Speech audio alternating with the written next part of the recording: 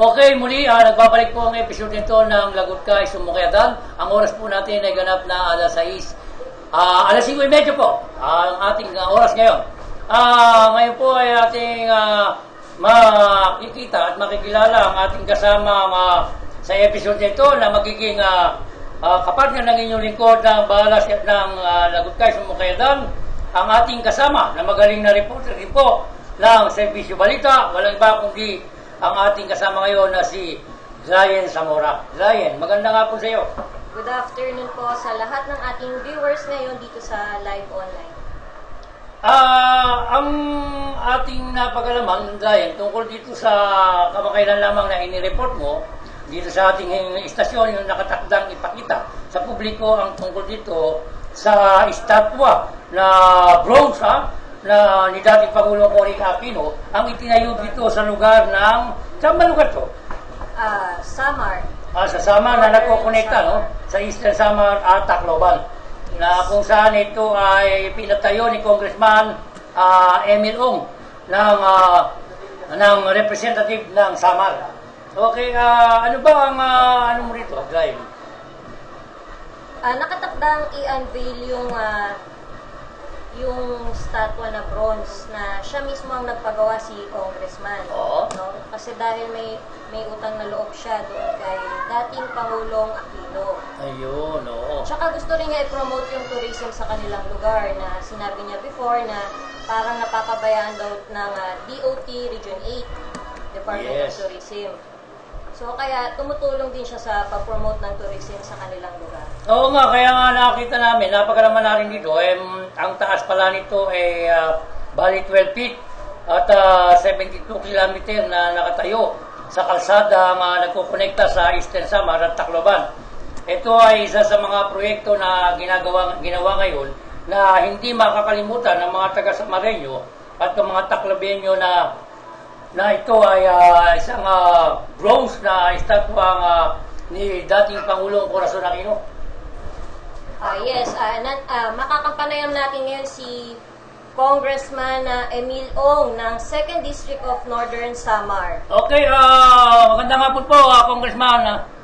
Magandang hapon din po, Dayan. Sige po, kamusta naman po ang itong inyong pinatayo na mukhang kakaiba, itong bronze na estatwa ng dating Pangulong Corazon Aquino? Well, mabuti naman po. Thank you. Salamat po. At kami hindi namin nakakalimutan yung mga tulong na ginawa sa atin ng nagalandalang na ating Presidente noon at pinapamamahal na si President Corazon Aquino. Actually, hindi naman sa pagmalaki, mayroon kaming pinagawa na statue dito sa Pacific Town area sa may munisipyo ng Palapag at Mapanas. Going to Pacific yan. Isa sa pinakamalaking statue para kay President Corazon Aquino, mga 12 feet high, no?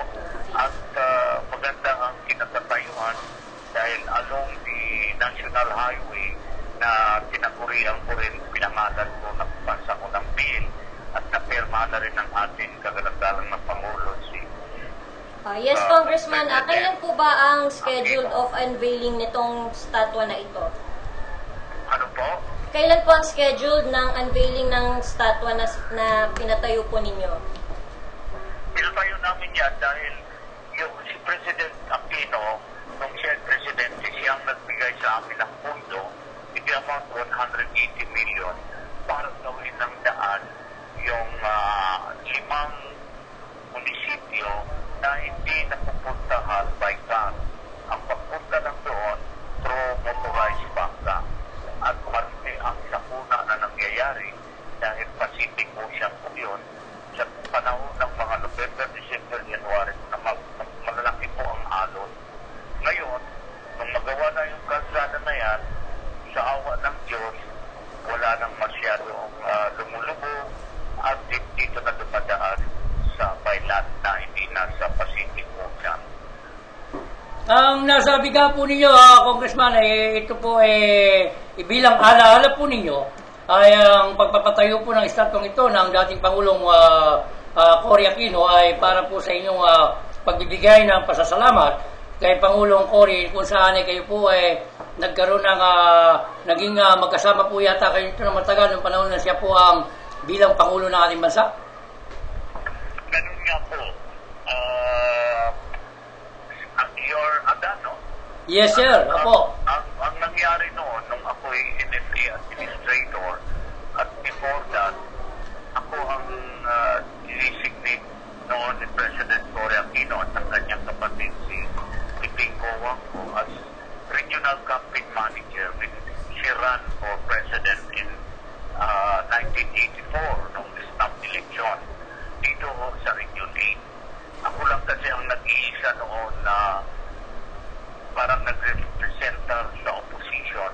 Lahat ng member ng Batasang Pambansa ay KPL.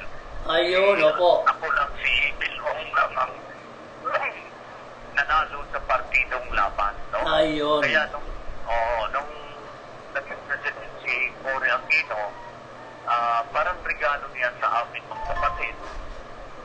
Ang congressman noon, yung kapatid kong si Jose Ong, 1987, at ako naman ang presidential assistant for Region 8, at the same time, PNP administrator, yun ang binigay na regalo niya, 180 million. Ay, samantalang kayo pala naman ang kaisa-isang nanalong oposisyon noong time na yon, panahon po ng pakikipaglaban ni Pangulong Cory Aquino noong 1986. Simula noong 1986 na maging Pangulo. 1987. Yes, opo. Ako in-appoint niya as NFA administrator nung siya ay mag-assume as the new president under the new republic. No? Kasi before that, it was under martial law. No? Opo. Isang karangalan ko na participate sa pagbalik ng demokrasya sa ating nasyon, no? Kasi during those time, martial law, alam mo naman, dictatorial regime yun. Kaya sinisigaw namin noon, ipaksak ang dictatorial regime ni Marcos. At kami nagtagumpay. Kung mula si President Cory Aquino, marahil wala rin ngayon Kongreso na nagpa-function ng real democratic processes. Congressman, meron pa pong katanungan, karagdagang katanungan po si Ryan Zamora at tungkol pa rin po sa inyong mga proyektong ito na inilunsad. Congressman, tanong ko po kung ano pa, bukod po sa estatwa na yan, ano pa po ang ibang pwede niyong i-promote na turismo sa inyo pong lugar? Yes, nagiging tourism attraction na ngayon itong ginawa namin along Pacific Ocean at yung itinayo namin dyan yung statue ni President Cory Aquino made of bronze na naka-sign siya ng parang laban sign. Sa isang kamay naman may hawak siya ng rosaryo, na rosary. At naglakbo, mga dalawang 6-footer na tao ang taas, no? At it's alongside the National Highway facing the Pacific Ocean ang background. Napakaganda po ng view. Kung nakapunta na kayo sa French Riviera, malulumao ang view sa French Riviera na may doon din statue facing the Atlantic. Ito po, statue naman si Cory Aquino facing the Pacific Ocean o the Philippine Sea, no? Napakaganda po ng view. Kaya lahat na napapadaan doon, napapahinto, nagtitig ng picture, at nagpagawa ako doon ng President ko, Corazon Aquino Building. Sa loob ng building, doon sa gitna yung kanyang statue. Hindi pa ho ito na unveil o na placing, no? Kaya sumulat ako sa Malacanang kay President Noynoy Aquino, no? Opo. Benigno Aquino III, at sumagot na sa akin. Parang tinanong ako kung anong date ang magandang pagkakataon na ma-placing yung 72 kilometers na National Highway na napasimento ko at yung pag-unveiling ng statue. I suggested 2 dates, December 5, which is Friday, o December 6, which is Saturday. Nung Miyerkules pa lang namin nung submitter sa Malacanang, we hope to receive this week. Ang purpose ko, alam mo naman na ang Presidente maraming appointment, Opo. especially this coming 8 no? So, sinadjust ko yan after the 18, ang 18, November 18 to 19, no?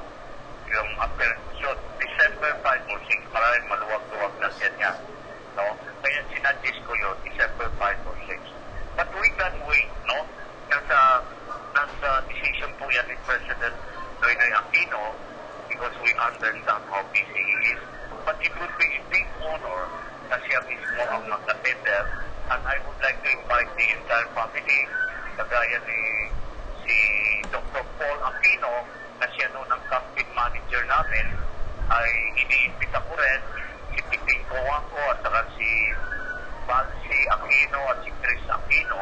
Nakapunta na yan dito lahat sila. Opo, ganun po. Si Corin nung magkakampanya kami.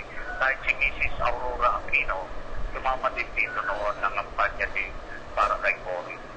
Kaya malaking karangalan na naipakita namin yung isang alaala na karapat-dapat sa kanya. Yun nga po. Dahil kay President Cory marami pa ngayon ang mga lansa na lumulubog sa pagpunta doon sa 4 na Pacific Town. Ngayon, imbis na 5 hours ang pag-travel through the Pacific Ocean, ngayon 1 oras na lang po. Mapuntahan mo from my town, Lawang, Palapag, Mapanas, Gamay, Lapinig. 5 town ang nakonektahan ng 72 kilometers na road na yan. Nung pong dati, Congressman, that would be simply unpassable by land. And the only means of transportation is the dangerous and treacherous Pacific Ocean. Ang dami namatay. May namatay kami dyan. Isang vice mayor sa Lapinig. Si vice mayor, nakalimutan ko konti ang pangalan. Isang supervisor, isang dentist ng probinsya, si Dr. Mabini, no? At saka yung brother ko, si Congressman John, ang kamuntik din. Lumubog din yung kanilang motorboat. Mabuti na lang, yung alo noon, papuntang sa tabi, not going to the sea. Kaya nalibre sila. Congressman, opo. Wala nang nagta-travel masyado sa dagat. Dito na lahat by land. At napakaganda na ng daan. At pinalitan na namin ang pangalan kasi noon ang pangalan ang haba.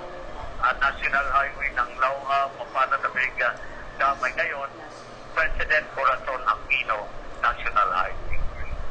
Maganda po yung pong sinasabi nyo na nagyuyugto doon sa 4 na town na proper, kung saan dati ilang oras po ang biyahe dyan? Ano po? Dati ilang pong yung oras ang biyahe. Ngayon yata mukha yata with 1 hour mukhang nakakabiyahe na po ang inyong mga kababayan dyan. Yes. At saka doon, nung pagwalang daan, kawawa yung mga estudyante. Ngayon, sila nang nakikinabang, talagang passable na by land. Noon, talagang you have to go by the sea. At ang daming na lumulubog, na nagiging biktima ng terror sa sea. Ika nga. Sa ngayon, libre na po. Wala na po sakunan na nangyayari. Ito ang the road na nakonektahan na po doon po towns. Congressman, bukod po sa naturang statue, ano pa po yung ibang pinagmamalaki ng Northern Samar, lalo na po sa Lauan Island? Yes, ang Lauan Island, for your information, that's my hometown, is composed of 3 beautiful islands. The Lauan Island proper, the Batang Island, at the Kahayagan Island. 3 isla yun that composes the municipality of Lauan that compose 56 barangay, 56 barangay. The biggest town in my district is the Lauan municipality of Lauan dahil doon sa 3. Yes. Okay, yan po. Ating pong nakapanayam si Congressman Emil Ong ng anong lugar yan, kasamang Brian? Northern Samar. Second Yes. District of Samar. Northern Samar. Sa second district po ng Northern Samar, kung saan ay napaganda po at napaayos ni Congressman Emil Ong ang kanyang nasasakupan bilang kanyang nasasakop na distrito ay makikita po. At ito nga, kasamang Brian, mukha yatang pamilyar na sa iyo ang lugar ng Northern Samar na kinaroroonan ni Congressman at kasakop ni Congressman Emil Ong. Yes, muling nagbabalik si Congressman Emil Ong upang ipagpatuloy yung naputol yung usapan natin kanina, no? Maganda Dahil po. yung sinasabi ko kanina na yung Loang Island, nandito din yung the biggest and tallest lighthouse Opo. of the Philippines at ito second tallest in the Far East. Dahil yung Samar po, kung pupunta kayo sa Pilipinas from other countries, kung dito kayo papasok through the Pacific Ocean, the first island that you will see is Samar Island. Kaya doon kinayo yung lighthouse to guide the foreign vessels coming from the Asia going to the Pacific Island, no? So, yun ang nilagay ng, it was put in by the Americans the year 2007. It was established by them. Pero hanggang ngayon, nami-maintain pa rin namin naman. Mayroon din naman doon na ilaw to guide also fisherman during at night, no? Kaya maganda, pinagmamalaki din namin locally, nagiging tourist attraction na rin yan ng mga student na nag-excursion pumunta doon para malaman na nila na we have also such a tallest lighthouse. At saka maganda din doon ang likod ng lighthouse is the beautiful beach composed of white sand facing the Pacific Ocean. Maraming kami dito magagandang beach like the Unay Beach in Lawang Island proper. Mayroon kaming Unay Beach, no? Napakaganda din, napakalinis. Marami na rin nagpupunta dito ng mga turista sa Unay Beach. Then mayroon din kaming yung Piri, the island of Piri na nagiging tourist destination na rin sa tinatawag na mga rock formation. Rock formation. And then the San Antonio White Beach Resort, no? Ang San Antonio White Beach Resort, magaganda na doon ang facilities. It's being compared to Boracay. Meron na rin mga cottages na airport, mga ganon. Then the University of Eastern Philippine White Beach Resort. Napakaganda na pala ng inyong lugar. Mayroon din kami dito pink beach. In the entire country, dalawa lang ang may pink beach. One in Zamboanga and one in Northern Samar in San Vicente, Municipality of San Vicente. Barangay, island of isang isla, nakalimutan ko lang yung pangalan. Mukhang magaganda na po yung inyong lugar dyan, ano? Sa barangay. Pink po ang beach talaga. Talagang hindi white, pink. Yes, Sila, Congressman. barangay sila ng San Barangay Vicente. sila. Okay, Congressman, kumusta naman po ang Department of Tourism Region 8 po sa inyong lugar? Natutulungan po ba kayo sa promotion ng... Yun, magandang tinanong mo yan, no? Magandang tinanong mo yan. Actually, yun ang problema namin dito sa Samar Island, especially Northern Samar. Mukhang napapabayaan kami ng Department of Tourism. Yung tourism regional office, hindi namin nakikita pumapasyal dito. Isang beses pa lang yata pumunta dito. Hindi man lang binibisita kami. Dapat makita na nila yung Statue de Cory. Opo, at tama. i-promote na rin yan. Ang dami talaga nagpupunta dyan.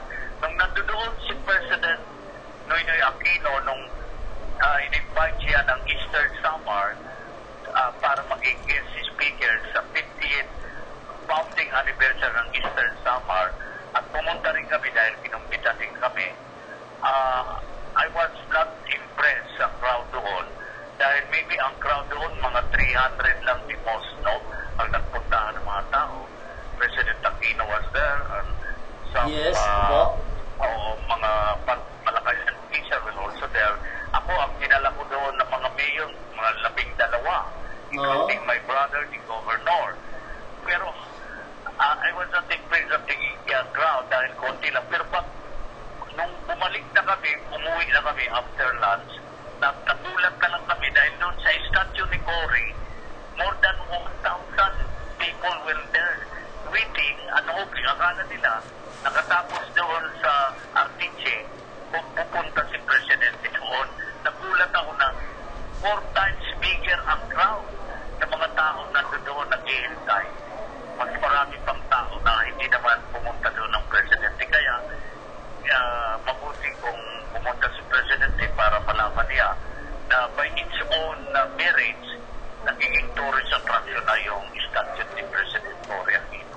Congressman, tungkol po dito sa mga ito po ang mga Department of Tourism diyan po sa inyong nasasakupang distrito ay ano po nagiging dahilan bakit hindi po nakakarating Sana marinig ni Secretary Jimenez ng Department of Tourism po? Promote na tourism dito. Oo nga po, bakit po wala yata silang representative po ng tourism diyan po sa inyong lugar at hindi po yata nakakarating diyan? Opo, and to think that Northern Samar is far nearer to Manila than Boracay.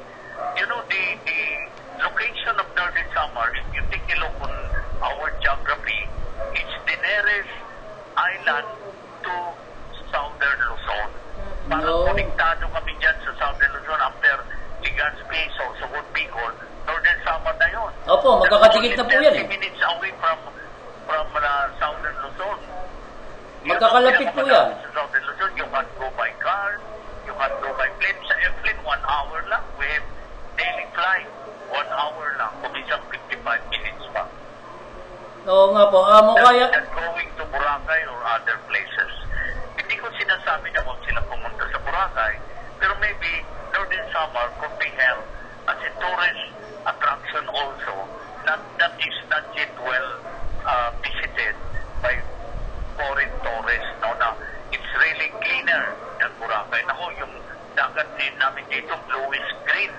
Napakalinis, wala pa akong pollution. Meron pa pong katanungan si Brian, Congressman. Okay, Congressman, yun lamang po at maraming salamat po sa pakikipanayan namin sa inyo. Yes, thank you din, Dayan, sa pagtawag ninyo sa akin at para malaman naman ng tagapakinig ninyo kung anong nangyayari dito on our own airports. Itong budget sa 2016, walang binigay sa amin ang tourism na budget sa distrito ko. Sa first district, meron yatang budget something like a few 100 million. Pero dito sa second district, ni 1 centavo, walang binigay sa amin na budget. Okay, oo nga po. Congressman, kami po... Itong statute ni President Cory Aquino, pinagmamalaki ko para malaman ng mga tagapakinig ninyo, wala pong government money na ginasto. Oo, napaganda po. Personal money. Yung statute ko, ang gumawa niyan, Mayor ng Piri, hindi nagpapayad sa akin. Binayaran ko lang yung pag-transport at saka yung raw material na ginamit ko. His work and effort in making the policy statute, walang pera ng gobyerno ginamit namin. Napaganda po. We spend our own money, our own pocket for that. Oo nga, maganda po, Congressman. Kami po ay nagpapasalamat naman at napakaganda po ng inyong mga pamamahala dyan sa inyong mga nasasakupang distrito at sa inyong mga constituent. Kung saan ay maraming salamat po sa inyong pagbibigay ng oras dito po sa aming... sa inyong pagbigay ng oras para sa pinakapobre ng probinsya. Maraming salamat po. Maraming salamat po, Congressman, sa inyong oras. Thank you. Salamat po. Okay, yan po ating dinig at nakapanayan po natin ang magaling na kongresista ng 2nd District ng Northern Samar na si Congressman Emil Ong, na kung saan ayon dito kay Congressman, bagamat na ipatayo nila itong estatwa ni dating Pangulong Corazon Aquino na napakataas na umabot ng 12 feet, kung saan ay mukha yatang hindi ito nagpaparamdam. Hindi nagpaparamdam dito ang Department of Tourism sa pamamahala ni Secretary Jimenez ng Department of Tourism. Ano ba masasabi mo, kasamang Brian, dito sa hindi pagpaparamdam nitong Department of Tourism ng ating national government? Dapat ka lang pagin mo, Kuya Adan. Kaya dapat siguro dito ay mukha yatang tutulog-tulog ang Department of Tourism sa pamamahala ni Mr. Secretary Jimenez, kung saan sir, hindi po sa Boracay lang ang dapat niyong puntahan, kasi alam naman natin ang Boracay kumbaga nakakasuya na, kumbaga ito talaga naman kilala na kung bakit malapit lang po ang lugar ng Northern Samar. Itong nalasakupan ni Congressman Emil Ong ay hindi nyo man daw po nadadalaw. Abahay mo kaya taraw po kayo tutulog-tulog.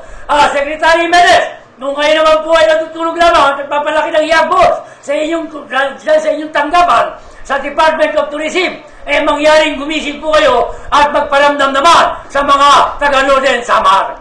Ano ba muna sabi mo, kasama na yan? Medyo inireklamo na itong Department of Tourism sa susunod ay aming pong tatalakayin sa aming episode ito sa darating na Sabado. Kaya huwag po kayong kukurap at huwag po kayong nung kakaligtaan na kami po ay tatalakayin namin ang tungkol sa Department of Tourism. Okay, kami po ay magpapaalam na at ang aking kasamang magiging kapartner na si Ryan Zamora ay magbibigay po ng kanyang pagbati at mensahe sa inyong mga mahal namin taga-subaybay. Okay, maraming salamat sa lahat ng viewers dito sa programa natin ngayon sa Lagot Ka, Isumbong Mo Ka. Yes, salamat. Kasama Ryan. Okay, ito po ang inyong likod, Ryan Zamora po. Nagpapasalamat po sa lahat ng manonood.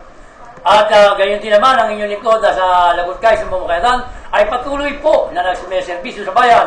Dito lamang sa Serbisyo Balita ay inyong mapapasusubaybayan ang Lagot Ka, Isumbong Mo Ka upang sa susunod na issue na tatalakayin namin na kasama ko si Ryan ay tungkol sa Department of Tourism. Susunod po, ang tabayanan nyo, huwag po kayo kukurap at huwag po ninyong kakaligtaan ang sumubaybay sa darating na Sabado. Sa ganito ring oras, ito po, si Adan Gabato ay bumabati sa inyo ng magandang gabi at mabuhay po kayo.